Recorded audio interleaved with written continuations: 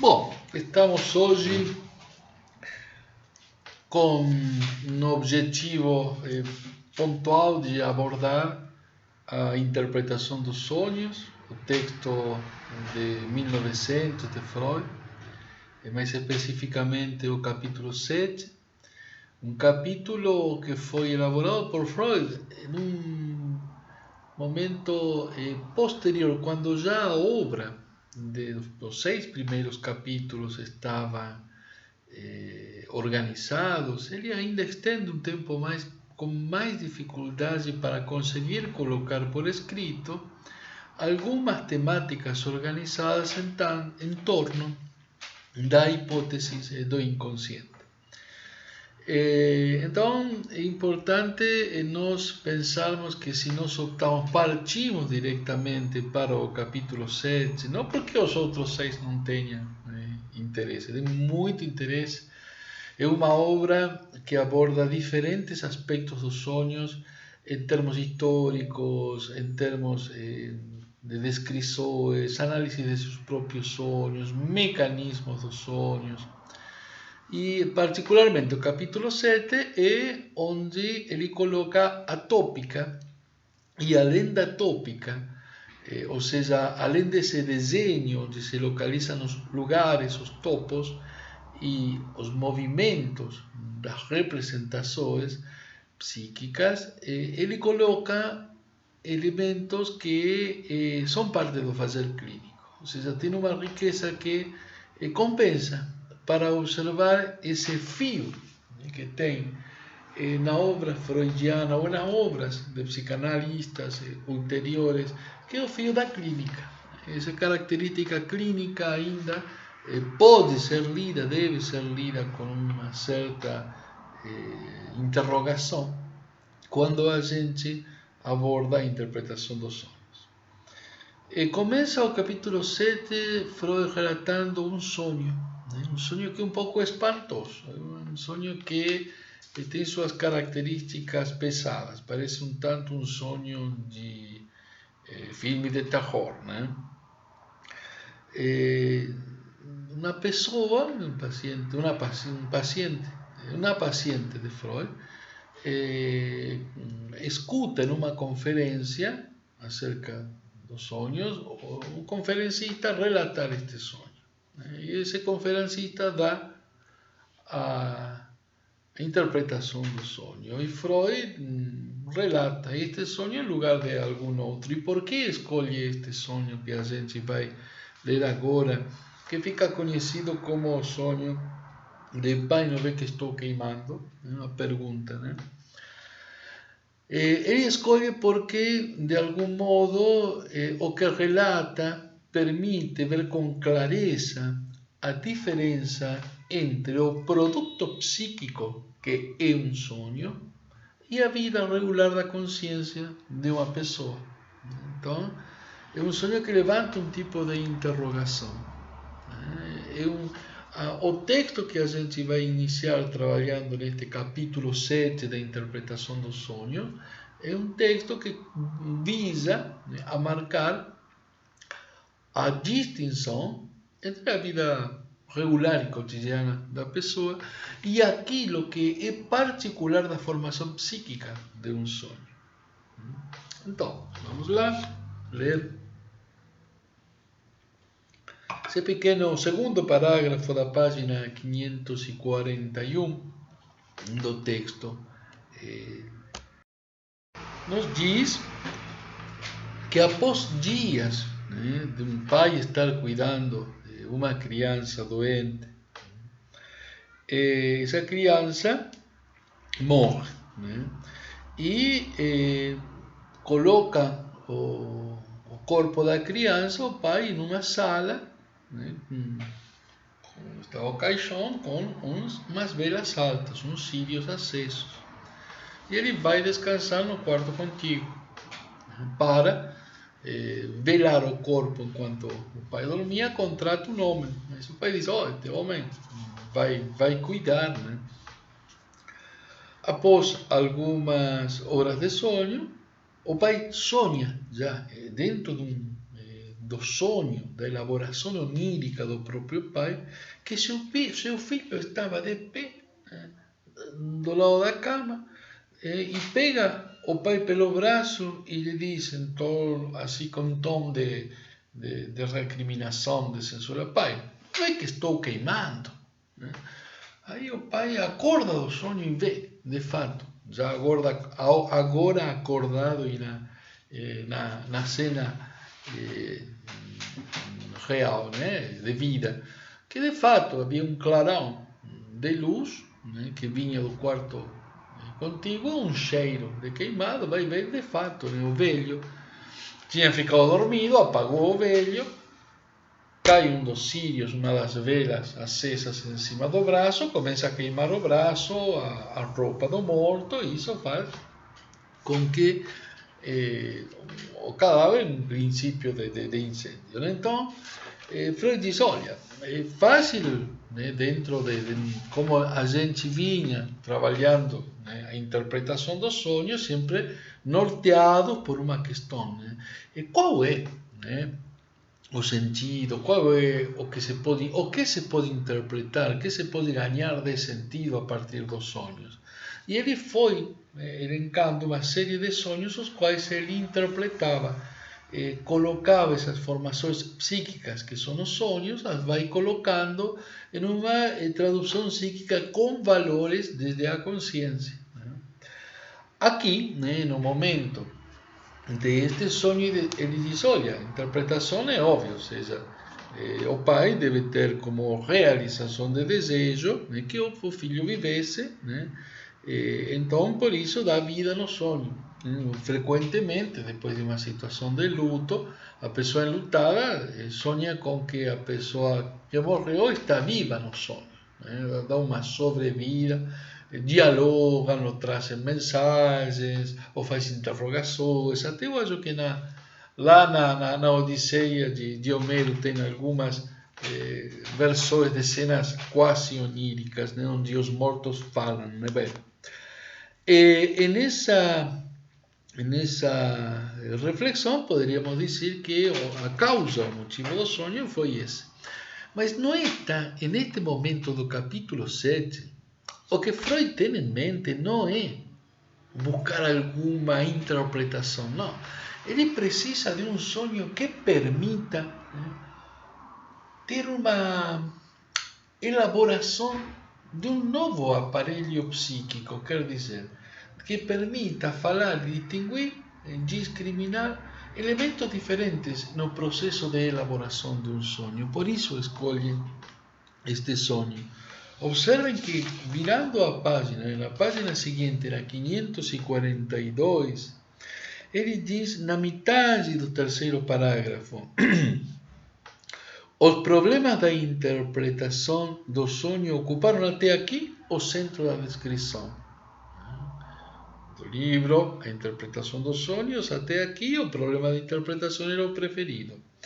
E agora esbarramos num sonho que não levanta problema de interpretação, cujo sentido é óbvio, mas que, não obstante, como vimos, preserva as características essenciais que diferenciam tão notavelmente os sonhos da vida de vigília e, por conseguinte, requerem explicação. Então, o interesse dele, com este sonho, pai, não vê que estou queimando, é poder interrogar a cena. Como se elabora, né, uma cena onírica? Né? Quais são as características da vida de vigília? A vida de vigília, quando a gente está consciente, né, está, como agora que estou falando, e vocês estão escutando, né, e a gente pode dizer, bom, que a vida não é sonho. Né?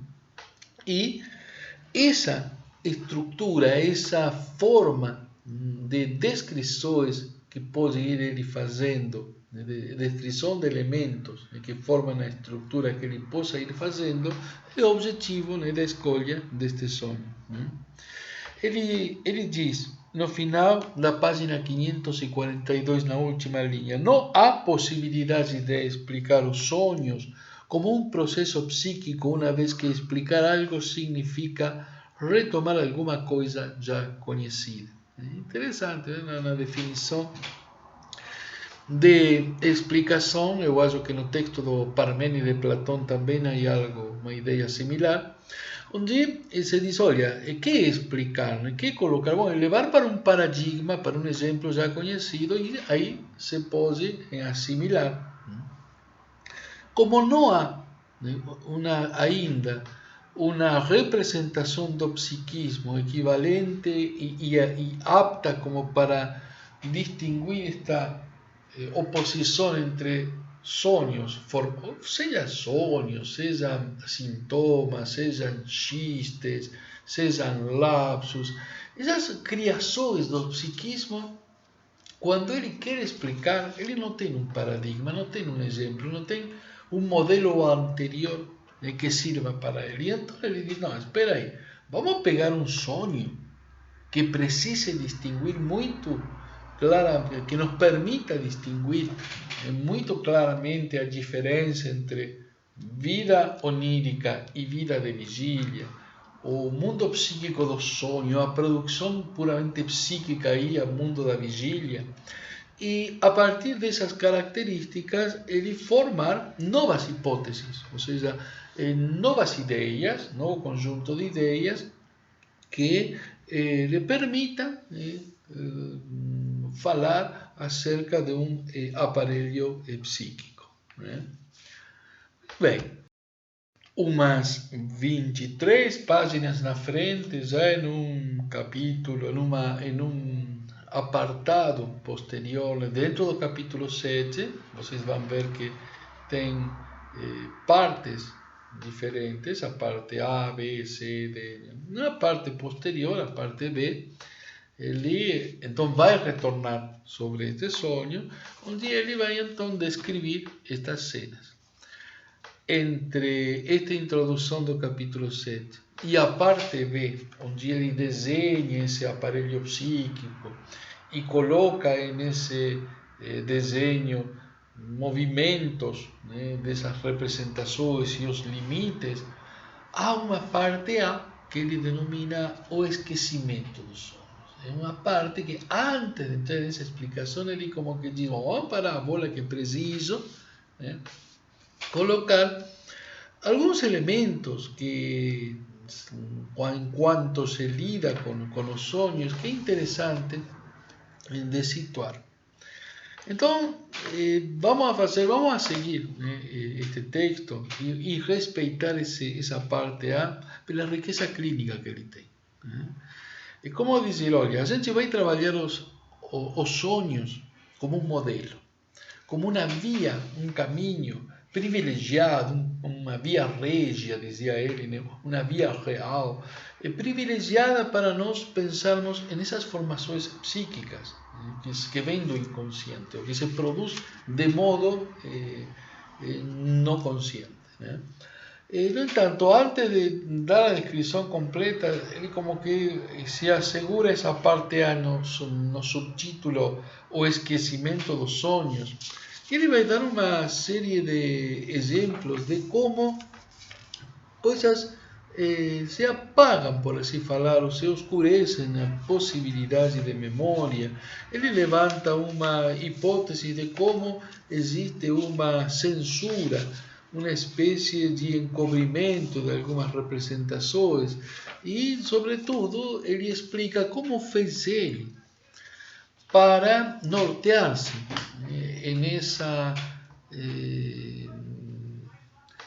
nessa passagem, que no diálogo que ele ia tendo com seus pacientes, com as histéricas, com as pessoas em geral, e permitiam, né, intuir, chegar por inferência, por cálculo, a valorização de aquilo que não era consciente.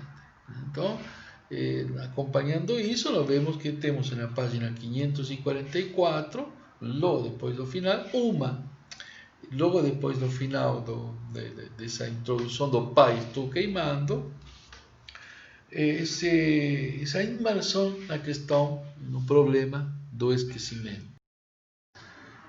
E em torno do esquecimento, então, vai iniciar duas questões, né? Como um sonho que é relatado, nunca a gente tem muita segurança de seu material, né?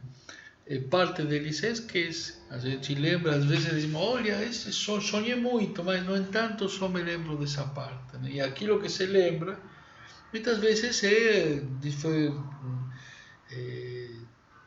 efeito de uma elaboração posterior, que pensamos nessas imagens e tentamos nos explicar essas imagens ou explicar o sonho para alguém e damos uma coerência sobre imagens e sensações que talvez não tinham no momento que se apresentava. Então, há como uma incerteza acerca de aquilo que foi o elemento cru e nu do sonho, e por outra parte também uma dúvida que muitas vezes se pode levantar acerca desse material. Nesse sentido, Freud coloca quanto essas duas formas podem se apresentar como em formas de resistência. Aparece aí uma palavra bem interessante na página 534, onde ele diz, olha, um sonho então, como material, nos pode levantar, primeiro, uma evidência de que partes tenham sido esquecidas, não sabemos se lembramos de todo o material. Será que o material então é válido para continuar em análise? E aí ele então levanta essa questão tanto quanto a questão de duvidar, né, acerca da possibilidade que o sujeito tem se determinado material tinha existência ou não. Né? Esses dois pontos são pontos que levam a Freud a pensar que toda vez que uma interrupção se faz por incertezas, esquecimentos, dúvidas, e o trabalho da associação das ideias em torno de um sonho se interrompe, aí se levanta uma forma de resistência e uma questão. Né?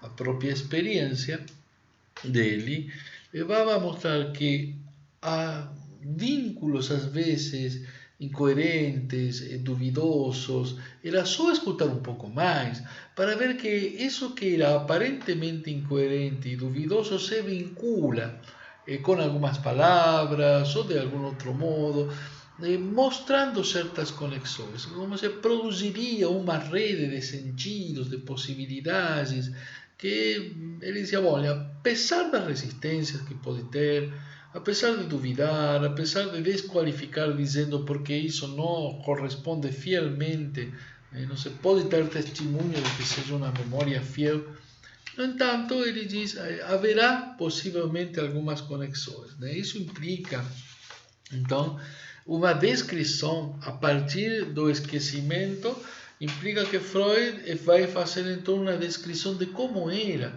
seu trabalho de escuta, né, dos sonhos.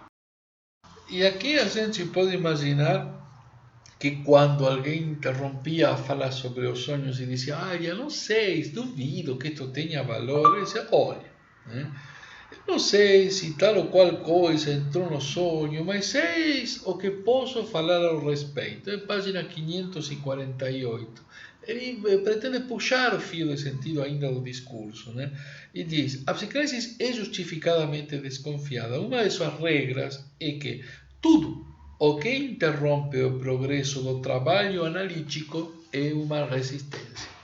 Bem, de fato, logo, em outros textos ele dirá: se uma análise se interrompe porque o paciente vinha de carro e um outro carro bateu detrás, não é resistência, óbvio.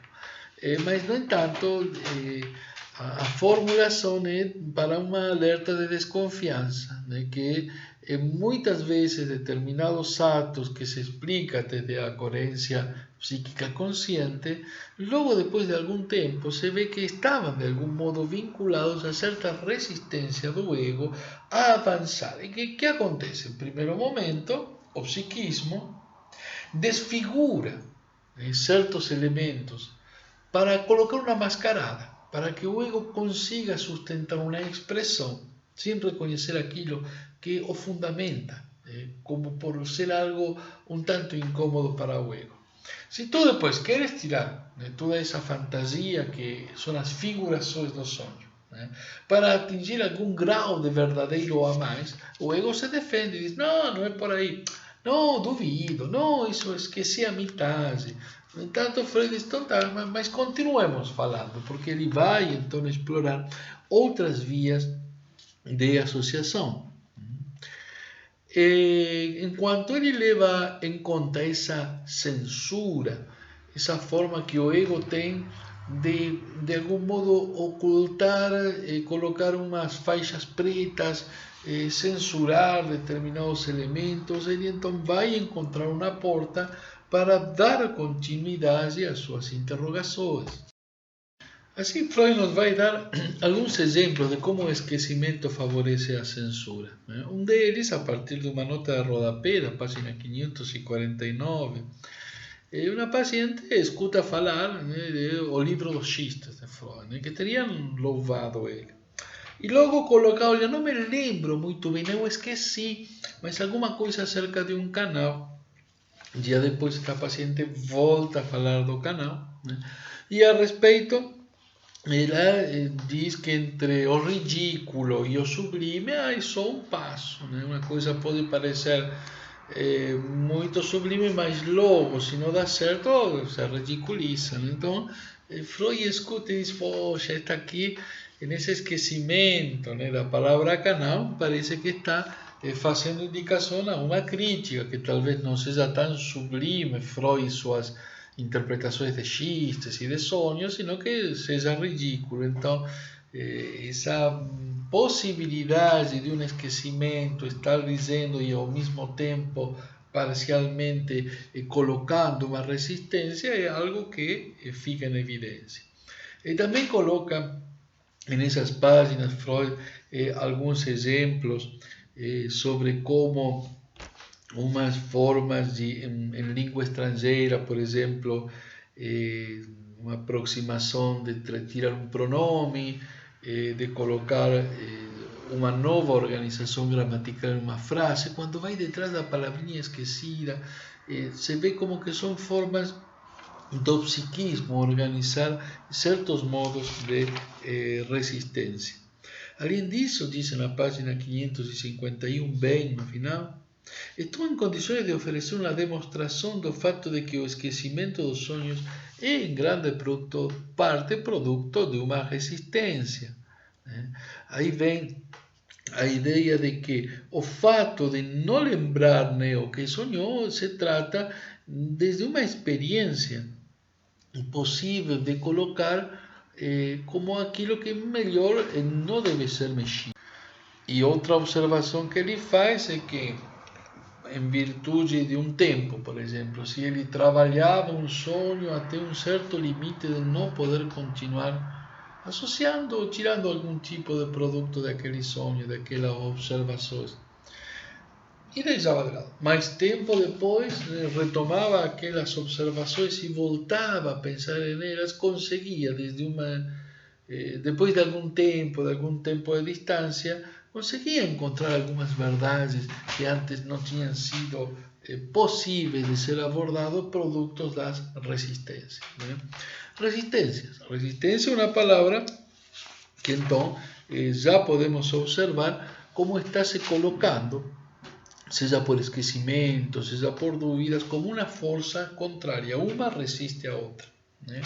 Teríamos então, de um lado, uma elaboração de sonho, né? Uma mascarada, uma forma de fantasia que tomou um impulso, uma censura que opera como uma força, desde a qual, do outro lado, o ego diz, olha, não sei se quero saber de aqui, né? Esse é o ponto de resistência onde o psiquismo utiliza a incerteza da fidelidade da memória ou a dúvida, né, sobre se foi uma coisa ou foi outra, para o ego então preservar o valor dessa mascarada. O que se faz nesses casos, né? Ele diz, vamos trabalhar como bestas, né? 554.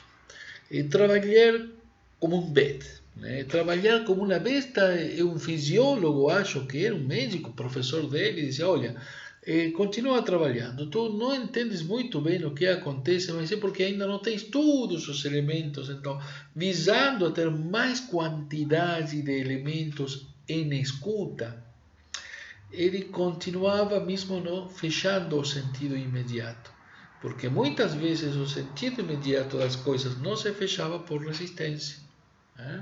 Então, trabalhar um pouco como trabalha uma vaca, como trabalha um cavalo. Ele não tem dizendo, olha, daqui a meia hora vou fazer um lanche e pá. Não, eles vão trabalhando sem pensar na meta, sem preocupar-se pelo resultado. E hoje em dia é impossível pensar que alguém vai estar escutando só sem preocupar-se pelo que vem pela frente. Ao contrário, ou seja, a grande preocupação é pelo resultado. Muitas vezes escutava tempo atrás dizer alguém se queixando: e o paciente não produz.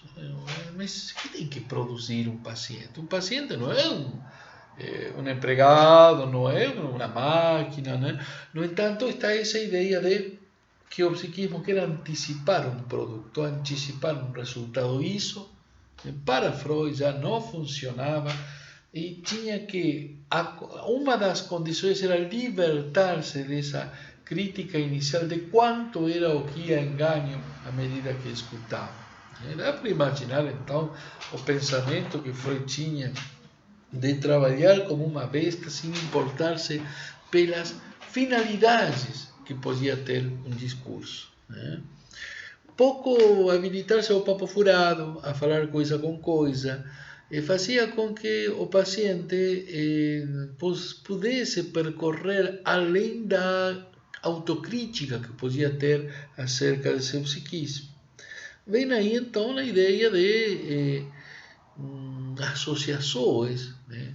Ou seja, associação livre, que seria um pouco a vinculação, a associação como um vínculo livre de ideias que aparentemente seriam um pouco contraditórias às vezes, ou contrárias, ideias que poderiam estar criando paradoxos que geralmente o ego diz, não, por aí não estou entendendo. No entanto, Freud dizia, não, mas continue falando. Ele deixava sim valorizar todos esses elementos em torno do sonho para desse jeito poder ter uma visão um pouco mais amplificada de aquilo que era colocado pelo paciente. Bem, é evidente que o valor então que tem esta parte do esquecimento é tratar o tema das resistências, né? E não só o tema das resistências, sino também aborda algo que é uma descrição do que seria um trabalho clínico, um trabalho de escuta do paciente. Isso de poder escutar sempre um pouquinho mais, escuta mais. Essa proposição está, antes de fechar o sentido, antes de dizer entendo, não entendo, vale, não vale, escuta um pouco mais. A quantidade de elementos em jogo daria uma nova valorização, inclusive de para que me serve um sonho. Se eu tenho uma parte pequena dentro de uma situação de mercado, vai ter um valor. Agora, quando eu vejo várias pequenas partes em uma dinâmica de intercâmbio, eu posso dizer, olha, esses pequenos elementos talvez tenham mais valor porque são mais demandados. Numa mesma lógica, a gente poderia pensar que funcionava uma das orelhas de Freud, sempre atento a uma escuta mais amplificada, ao tempo que a outra orelha iria numa escuta mais pontual dos elementos que iam situados. Mais de uma dimensão colocada na escuta. Na página 556 a gente encontra um pouco desta ideia que pensávamos agora quando ele se pergunta, será que tudo sonho pode ser interpretado? Então digo, olha, não sei, mas sempre é possível caminhar mais um pouco, ou bastante pelo menos para nos convencermos de que o sonho é uma estrutura provida de sentido. E em geral o bastante para entrever qual é esse sentido.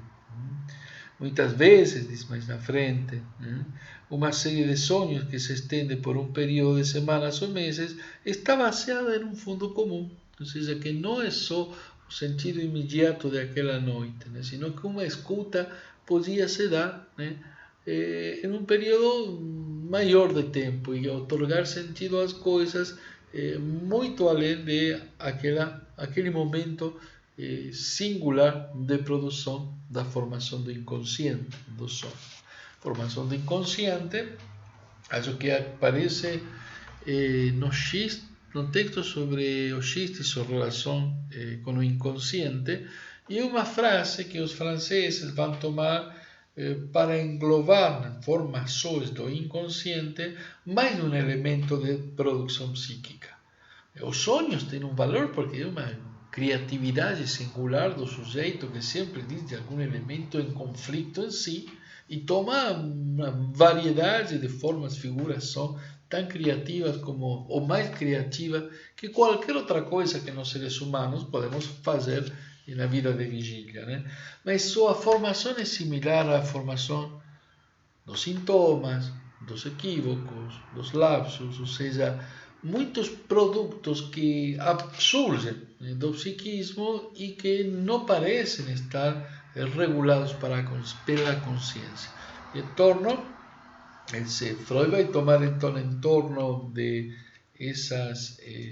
dessas figuras do psiquismo, essas produções psíquicas, esse modelo dos sonhos, porque ele vai encontrar equivalência com aquilo que suas pacientes traziam como queixa, como sofrimento psíquico, como elemento de mal-estar, que são os sintomas, né? Bem, se é possível, né, nós pensarmos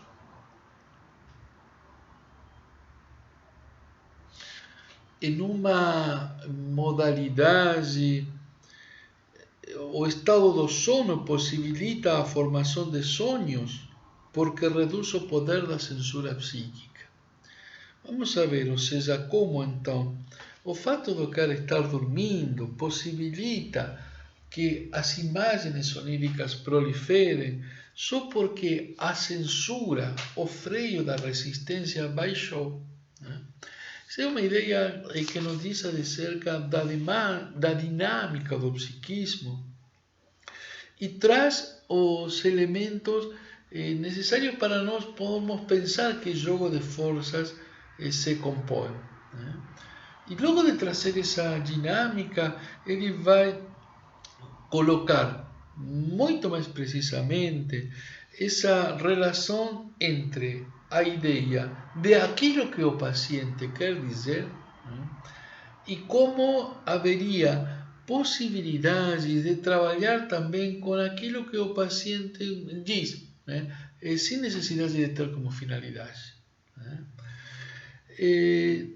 Diz que o procedimento de Freud, diz na 558, no início do parágrafo, né, buscamos 558, diz o procedimento, nosso procedimento, está se referindo à clínica, consiste em abandonar todas as representações meta que normalmente dirigem nossas reflexões, focalizar a atenção em um único elemento do sonho e então tomar nota de todos os pensamentos involuntários, de todas as ocorrências que possam surgir a propósito desse elemento.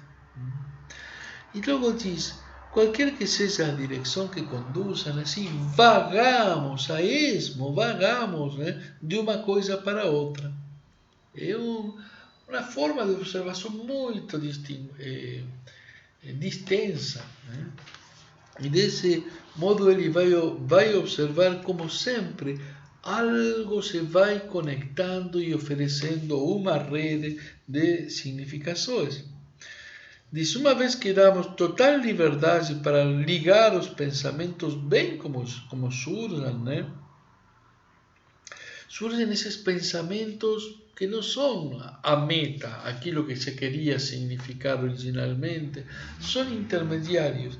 E nessa intermediação acabam surgindo vínculos que dizem algo a mais para o sujeito a respeito de aquilo que tinha-se como produto de sonho, como produto de sintoma e de sofrimento. E aqui justamente onde ele nos vai dizer, olha, sintoma e sonho é a mesma coisa, quase idêntico processo pelo qual se resolvem os sintomas. Né? Ele então, primeiro podemos pensar que ele escutava suas pacientes histéricas, ele começa a escutar um pouco a mais, aliás é um dia, acho que foi pelo mês de maio, Elizabeth von Herre, uma paciente dele que estava internada no hospital, né? Manda Freud calar a boca, dice, cala a boca Freud, me deixa falar. E Freud se deve ter espantado, dice, ai, está maluca, não me deixa perguntar mais nada. Mas esta paciente começa a falar coisa, não falava coisa com coisa, e no entanto ele começa a ver que falava muito mais, se não queria voltar ao sentido direto. Né? Então, esse momento induz para Freud que havia, né, algo que sempre é falado muito além do processo pontual de aquilo que se enuncia, o enunciado, havia todo um processo prévio de enunciação que também ia se ligando. Né? Então, ele diz na página já 559 deste texto que, da interpretação do capítulo 7 da interpretação dos sonhos, que o procedimento que ele está utilizando para escutar essa rede nos sonhos é o mesmo, ele tirou de quando escutava as pessoas falarem de seus sintomas, né? Onde representações e vínculos, né, às vezes que não são evidentes, um tanto desconhecidos entre uma ideia e outra, né, podiam ter elementos, né, que se vinculavam em uma outra ordem. E aí vem então a diferença entre representações de meta, que são as de significação imediata, e aquelas que seriam puramente vínculos. Pode-se demonstrar que é uma coisa, a única coisa de que conseguimos libertar-nos são as representações metas que não são conhecidas, mas fazemos isso, as representações metas desconhecidas, ou como decimos sem precisão, aquelas que são inconscientes assumem o controle. Uma vez que ele afrouxava o interesse de dizer determinada coisa, parecia que alguma outra coisa, nesse afrouxamento, acabava direcionando o sentido da fala. É uma descrição do método clínico da época, né? Do método que ele tem de poder abordar a complexidade de associações livres em torno de determinados fatos psíquicos através de uma escuta muito mais aberta e sim o preconceito da crítica. É bem importante para nós aqui podermos situar no texto, porque é deste texto que a gente vai levantar as questões que nos vão a ir norteando. Página 561 e 562, a gente vai encontrar em letra itálica duas frases que de algum modo vão nos facilitar o fechamento destas ideias, em torno sempre da ideia da resistência, que é o que objetivamos ver nesta parte A. Né? Na 561, ele diz, sempre que um elemento psíquico está vinculado a outro, mas por alguma conexão que não se entende, que é de algum modo objetável, né? Será que vale? Não vale? Bem, ele diz, há também entre eles um vínculo legítimo, né? E mais profundo, mas que como está submetido à resistência, não se evidencia. Pronto, aí já situa a resistência em relação à dúvida. Vamos à página seguinte, né? E na página 562 nos vai dizer, no primeiro parágrafo também, em letrinha itálica, né? Diz, em ambos casos, a pressão da censura resultou num deslocamento de um vínculo, de uma associação psíquica, de um vínculo psíquico normal e seria para a associação superficial e aparentemente absurda. Então, tudo aquilo que seria absurdo hay que deixar em suspenso para ser interrogado. Bem, esta é uma parte talvez muito fundamental, que a gente só depois reencontra quando ele aborda outros textos, como por exemplo, psicopatologia da vida cotidiana. Né? 562, ele diz, no segundo parágrafo, a rigor, estes teoremas são os pilares básicos da técnica psicanalítica. Ele diz que instrui o paciente para abandonar qualquer tipo de reflexão, ou seja, de pensamento, de cálculo, e dizer tudo o que vem na cabeça. Ele está confiando de modo firme na premissa de que o paciente não conseguirá abandonar a sua causa central, que é o mal-estar, aquilo pelo qual vem a pedir alguma coisa a Freud, sua demanda. Então, ele se sente justificado a deixar as questões dessa forma de crítica, abandonar essa posição crítica e soltar para uma forma de fala de associação.